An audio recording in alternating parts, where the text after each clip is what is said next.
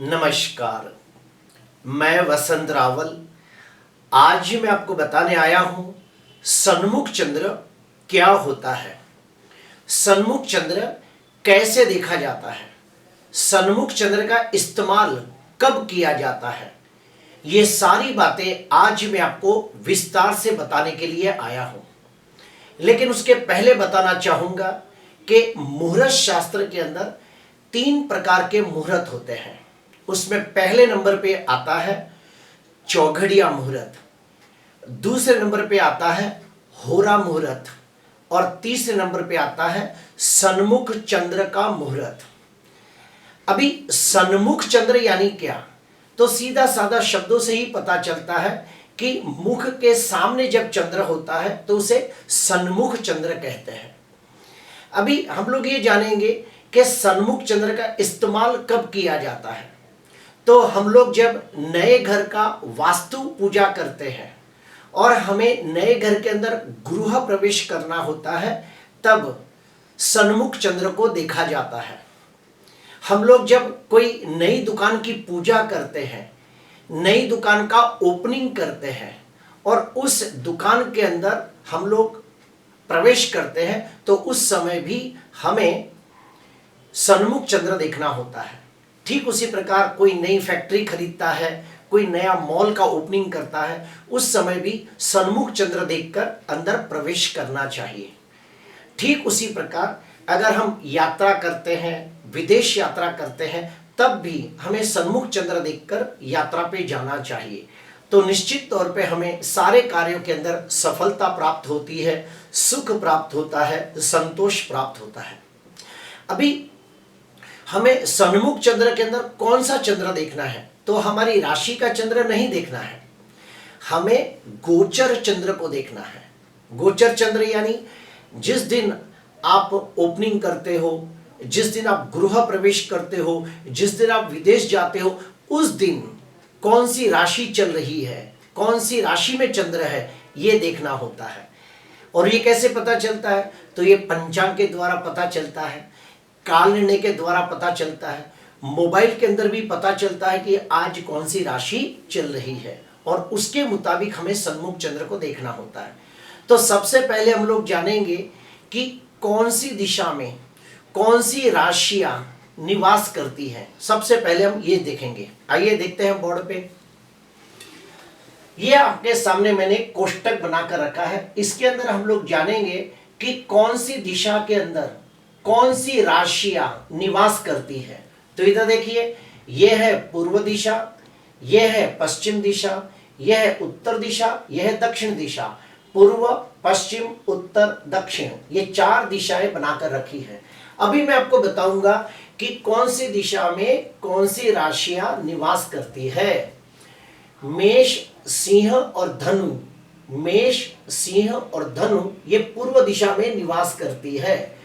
वृषभ, कन्या और मकर, वृषभ, कन्या और मकर दक्षिण दिशा में निवास करती है। मिथुन राशि, तुला राशि और कुंभ राशि, मिथुन राशि, तुला राशि और कुंभ राशि पश्चिम दिशा में निवास करती है। कर्क राशि, वृश्चिक राशि और मीन राशि उत्तर दिशा में निवास करती है। तो अभी मैंने आपको बता दिया कि कौन सी राशि कौन सी दिशा में निवास करती है। अभी से याद रखने का एक आसान तरीका आपको बताता हूं, बहुत ही इजी है। जितनी भी अग्नि तत्व की राशियां हैं वो पूर्व दिशा में निवास करती है, जितनी भी पृथ्वी तत्व की राशियां हैं वो दक्षिण दिशा में निवास करती है, जितनी भी वायु तत्व की राशियां हैं वो पश्चिम दिशा में निवास करती है, और जितनी भी जल तत्व की राशियां हैं वो उत्तर दिशा में निवास करती है। तो आप सीधी तरह से याद कर सकते हो कि अग्नि तत्व की राशि है तो पूर्व दिशा में, पृथ्वी तत्व की राशि है तो दक्षिण दिशा में, वायु तत्व की राशियां है तो पश्चिम दिशा में, और जल तत्व की राशियां है तो उत्तर दिशा में। इसको याद करने का और एक आसान तरीका है। जिसको कुछ नहीं समझता है तो उनके लिए और एक आसान तरीका बताता हूं कि आपको पूर्व दिशा में 1 नंबर लिखना है और फिर आपको चक्र घुमाना है धीरे धीरे। देखो कैसे, 1 number, 2 number, 3 number, 4 number, 5 number, 6 number, 7 number, 8 number, 9 number, 10 number, 11 number, 12 number. तो आप ऐसे चक्र घुमाते हुए नंबर लिखोगे तो भी आपकी राशियां फिट बैठ जाएगी। अर्थात मेष राशि, वृषभ राशि, मिथुन राशि, कर्क राशि, सिंह राशि, कन्या राशि, तुला राशि, वृश्चिक राशि, मीन राशि। तो इस प्रकार से आपको गोल चक्र घुमाना है। मेष, वृषभ, मिथुन, कर्क, सिंह, कन्या, तुला, वृश्चिक, धनु, मकर, कुंभ, मीन।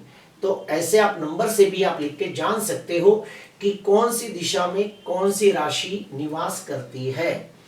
अभी हम लोग मुख्य टॉपिक पे आएंगे कि हमें सन्मुख चंद्र कैसे देखना है। तो उसके 4 नियम है। वो 4 नियम पहले मैं आपको बता दूं कि जब भी आप जो भी दिशा में जाते हो, गौर से सुनना, जब भी आप जो भी दिशा में जाते हो, अगर सन्मुख चंद्र होगा तो तुम्हें निश्चित निश्चित अच्छी सफलता मिलेगी।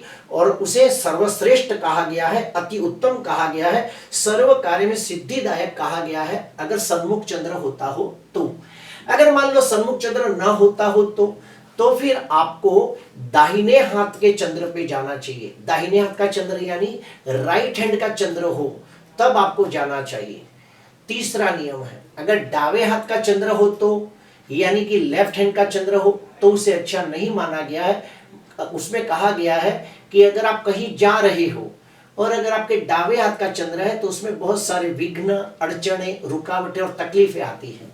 और चौथा नियम है, जहां भी आप जा रहे हो अगर आपके पीठ के पीछे चंद्र आता है तो उसे बिल्कुल अच्छा नहीं कहा गया है, मृत्युदायक कष्ट देता है, मृत्यु तुल्य कष्ट देता है, ऐसा कहा गया है। फिर से सारे नियम कहूंगा अगर किसी ने न सुना हो तो। सन्मुख चंद्र यानी आप जहां जा रहे हो, आपके सामने ही जो राशियां है अगर वो हो तो उसे बहुत अच्छा माना गया है, सर्वश्रेष्ठ माना गया है, अति उत्तम माना गया है, सर्व कार्य सिद्धिदायक माना गया है। आप जो भी दिशा में जा रहे हो उसके राइट हैंड का चंद्र हो तो आपको अपने कार्य के अंदर यश, जश, सफलता प्राप्त होती है और सर्व कार्य में सिद्धि प्राप्त होती है। आप जो भी दिशा में जा रहे हो अगर उसके दावे हाथ का चंद्र हो तो उसमें बहुत सारे विघ्न आते हैं, अड़चने आती है, रुकावटें आती है, तकलीफें आती है। और आप जहां भी जा रहे हो अगर पीठ के पीछे का चंद्र हो यानी ठीक उसके अपोजिट चंद्र हो, जैसे कि मान लो आपको पूर्व दिशा में जाना हो और उस दिन अगर जो पश्चिम दिशा की राशियां आती हो तो आपको काम नहीं करना चाहिए, रोक देना चाहिए, वरना उस कार्य के अंदर बिल्कुल सफलता प्राप्त न होगी बल्कि उसके अंदर आपको अपयश भी प्राप्त हो सकता है, मरण तुल्य कष्ट भी हो सकता है। अभी ये बात को समझाने के लिए मैं छोटा सा एक एग्जांपल देता हूं। इधर देखिए, मान लो कि ये दुकान है, मान लो कि ये दुकान है और इस दुकान के अंदर आप देखिए पूर्व दिशा, पश्चिम दिशा, उत्तर दिशा, दक्षिण दिशा, 4 दिशा है। मान लो ये आपकी दुकान है, ये आपका घर है और यह है पूर्व दिशा, यह है पश्चिम दिशा, यह है उत्तर दिशा, यह है दक्षिण दिशा और दरवाजा इधर है। ये एरो है ना, ये दरवाजा है, तो ये आपके घर का दरवाजा है। तो आपको इधर से घुसना है। अगर आपको यहां से घुसना है तो सामने कौन सी दिशा आई? पूर्व दिशा आई। तो जब भी आपको अंदर घुसना है तो आपको पूर्व दिशा सामने आई तो पूर्व दिशा की राशि आपको लेनी है। यानी कि उस दिन, जिस दिन आप घर में प्रवेश कर रहे हो, गृह प्रवेश कर रहे हो, उस दिन मेष राशि का चंद्र होना चाहिए, सिंह राशि का चंद्र होना चाहिए या फिर धनु राशि का चंद्र होना चाहिए, तो उसे सन्मुख चंद्र कहा जाता है। और अगर मान लो मेष, सिंह और धनु का चंद्र ना हो तो फिर आपको दाहिने हाथ का चंद्र देखना चाहिए। दाहिने हाथ का चंद्र यानी कि दक्षिण दिशा का चंद्र, यानी आपके राइट साइड का चंद्र कौन सा होता है? वृषभ, कन्या और मकर। अगर वृषभ राशि हो, कन्या राशि हो या मकर राशि हो तो भी आप अंदर घुस सकते हो। फिर से कहूंगा, अगर मान लो आपको पूर्व दिशा में घुसना है तो पूर्व दिशा की राशियां कौन सी है? मेष राशि, सिंह राशि, धनु राशि, तो उसे सन्मुख चंद्र कहा जाएगा। अगर मान लो सन्मुख चंद्र ना हो और उस दिन अगर वृषभ राशि हो, कन्या राशि हो, मकर राशि हो तो उसे दाहिने हाथ का चंद्र माना जाएगा, वो भी आपके लिए लाभकारी है। लेकिन लेफ्ट हैंड का चंद्र अच्छा नहीं माना जाएगा। लेफ्ट हैंड का चंद्र यानी कि दावे हाथ का चंद्र, कर्क राशि, वृश्चिक राशि, मीन राशि अच्छी नहीं मानी जाएगी। और पीठ के पीछे की राशि यानी कि मिथुन, तुला और कुंभ बिल्कुल अच्छी नहीं मानी जाएगी। अभी आपको समझाने के लिए और एक एग्जांपल देता हूं कि मान लो यह है आपका घर, ये आपके घर के अंदर, ये है पूर्व दिशा, यह है पश्चिम दिशा, यह है उत्तर दिशा, यह है दक्षिण दिशा। फिर से कहूंगा, पूर्व दिशा, पश्चिम दिशा, उत्तर दिशा, दक्षिण दिशा। और मान लो आपका दरवाजा यहां से है, आपका दरवाजा पूर्व का है, तो जब आप गृह प्रवेश करोगे तो यहां से अंदर घुसोगे, और जब आप यहां से अंदर घुसोगे तो सामने कौन सी दिशा आ गई? पश्चिम दिशा आ गई। तो जब भी आप, अगर आपके घर का पूर्व का दरवाजा है और आप घर में प्रवेश करते हो, तो पश्चिम दिशा की जो राशियां है उसे सन्मुख चंद्र कहा जाएगा। यानी कि जब घर का गृह प्रवेश होगा और जब आप अंदर घर में प्रवेश करोगे तो उस दिन अगर चंद्र मिथुन राशि में हो, तुला राशि में हो, कुंभ राशि में हो, तो उसे सन्मुख चंद्र कहा जाएगा। अगर मान लो ये सन्मुख चंद्र न मिले तो क्या करें? तो फिर दाहिने हाथ का चंद्र, अभी जब आप पूर्व दिशा में घुसते हो तो दाहिना हाथ क्या आ गया? यहाँ पे आ गया, उत्तर दिशा आ गई। तो उस दिन अगर कर्क राशि का चंद्र हो, वृश्चिक राशि का चंद्र हो या मीन राशि का चंद्र हो, तो दाहिने हाथ का चंद्र माना जाएगा, उसे भी शुभ माना जाएगा। और आपके लेफ्ट हैंड का चंद्र यानी कि वृषभ, कन्या, मकर अच्छा नहीं माना जाएगा। और पीठ के पीछे का चंद्र यानी कि मेष, सिंह, धनु राशि के चंद्र को अच्छा नहीं माना जाएगा। अभी मैंने आपको लिए दूसरा कोष्टक बनाया है जिसके अंदर आपको ज्यादा तकलीफ ना हो।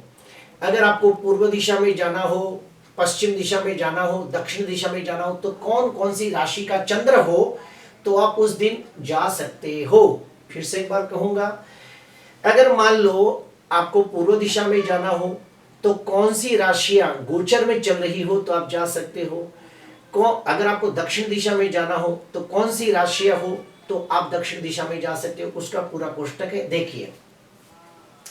अगर मान लो आपको पूर्व दिशा में यात्रा करनी हो, विदेश यात्रा में जाना हो और पूर्व दिशा की तरफ आपको जाना हो, तो मेष, सिंह, धनु राशि हो गोचर में, यानी कि उस दिन जिस दिन आप जा रहे हो, जिस दिन आप जा रहे हो उस दिन अगर जो मेष राशि, सिंह राशि, धनु राशि का चंद्र हो तो उसे सन्मुख चंद्र माना जाता है। उसी प्रकार अगर आपको पूर्व दिशा में जाना हो और उस दिन अगर वृषभ राशि, कन्या राशि, मकर राशि हो तो उसको दाहिने हाथ का चंद्र माना जाएगा, वो भी शुभ होता है। ठीक उसी प्रकार अगर आप दक्षिण दिशा की तरफ जा रहे हो और उस दिन, जिस दिन आप जा रहे हो दक्षिण दिशा की तरफ, अगर उस दिन वृषभ राशि का चंद्र हो, कन्या राशि का चंद्र हो, मकर राशि का चंद्र हो तो उसे सन्मुख चंद्र माना जाता है। और जिस दिन आप दक्षिण दिशा की तरफ जा रहे हो, अगर उस दिन मिथुन राशि का चंद्र हो, तुला राशि का चंद्र हो, कुंभ राशि का चंद्र हो तो उसे दाहिने हाथ का चंद्र माना जाएगा और आप बेझिझक जा सकते हो। ठीक उसी प्रकार अगर कोई व्यक्ति पश्चिम दिशा की तरफ जा रहा है, उसके घर, नए घर का वास्तु हो, यानी कि गृह प्रवेश हो, नई दुकान, नई फैक्ट्री का ओपनिंग हो, विदेश में जाना हो, तो अगर वो पश्चिम दिशा की तरफ मुंह करके जा रहा है तो जब भी उस दिन, यानी जिस दिन ये कार्य हो रहा है उस दिन अगर मिथुन राशि का चंद्र हो, तुला राशि का चंद्र हो, कुंभ राशि का चंद्र हो तो उसे सन्मुख चंद्र माना जाएगा और ये सर्वश्रेष्ठ माना जाएगा, अति उत्तम माना जाएगा, सर्व कार्य सिद्धिदायक माना जाएगा। ठीक उसी प्रकार अगर कर्क राशि का चंद्र हो, वृश्चिक राशि का चंद्र हो, मीन राशि का चंद्र हो तो उसे दाहिने हाथ का चंद्र माना जाएगा और कहा जाएगा उसे हर काम में सफलता प्राप्त होगी, यश, जस, कीर्ति प्राप्त होगी, हर कार्य में उसे लाभ होगा। उसी प्रकार अगर कोई व्यक्ति उत्तर दिशा की तरफ जाना चाहता है तो उस समय, जिस दिन ये उत्तर दिशा में जाने निकला है उसी दिन अगर गोचर के अंदर कर्क राशि का चंद्र हो, वृश्चिक राशि का चंद्र हो, मीन राशि का चंद्र हो तो उसे सन्मुख चंद्र माना जाएगा। और अगर मान लो उस दिन मेष राशि का चंद्र हो, सिंह राशि का चंद्र हो, धनु राशि का चंद्र हो तो उसे दाहिने हाथ का चंद्र माना जाएगा और उसमें भी उसे सफलता प्राप्त होगी। प्रिय दर्शकों, आज मैंने आपको बताने की कोशिश की कि कौन सी राशियां कौन सी दिशा में निवास करती है, यानी कि मेष, सिंह, धनु पूर्व दिशा में निवास करती है, वृषभ, कन्या, मकर दक्षिण दिशा में निवास करती है, मिथुन, तुला, कुंभ पश्चिम दिशा में निवास करती है, कर्क, वृश्चिक, मीन उत्तर दिशा में निवास करती है।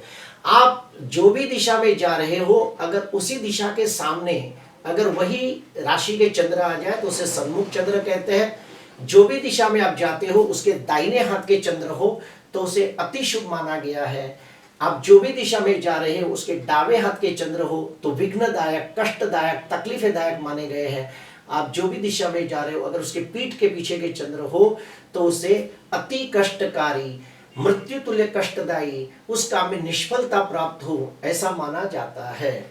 और वो भी मैंने आपको पुस्तक में बता दिया है कि अगर आप पूर्व दिशा में जाते हो तो कौन सी राशि के चंद्र को सन्मुख माना गया है, कौन सी राशि को दाहिने हाथ का चंद्र माना गया है। उसमें हर दिशा वाइज मैंने कहा है। थोड़ी देर के लिए आप वीडियो को पॉज करके इसे आप नोट डाउन कर सकते हो। और आखिरी में मैं आपको बताना चाहूंगा कि जब आप जो भी दिशा में जाते हो और अगर सन्मुख चंद्र हो तो उसका फल क्या मिलता है। तो इधर लिखा हुआ है कि आप जो भी दिशा में जाते हो और अगर आपके चेहरे के सामने चंद्र आता हो तो सर्वश्रेष्ठ माना गया है, अति उत्तम माना गया है, सर्व कार्य सिद्धिदायक माना गया है।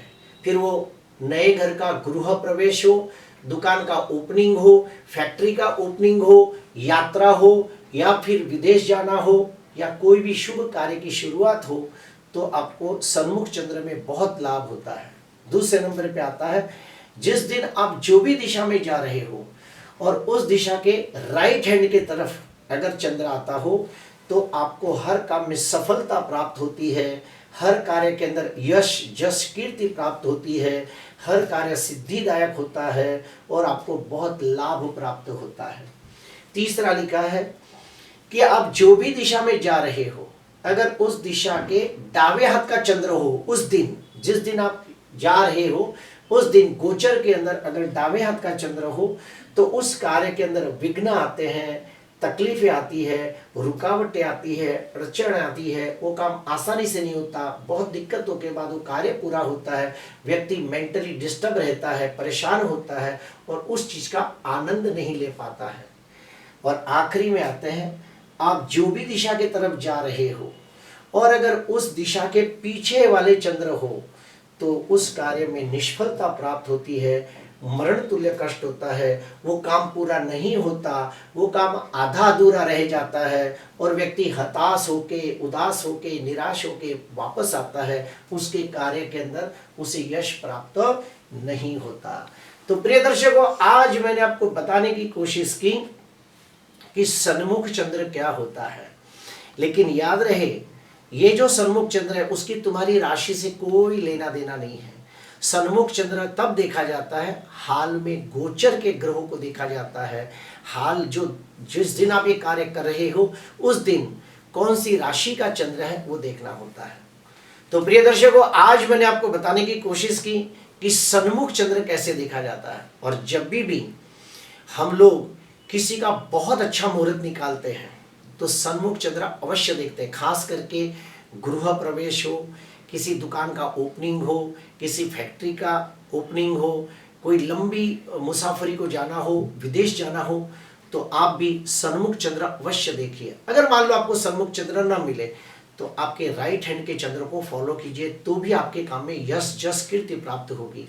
लेकिन गलती से भी दावे हाथ के चंद्र को न करो। उस दिन दावे हाथ का चंद्र हो तो कार्य न करो, थोड़ा रुक जाओ।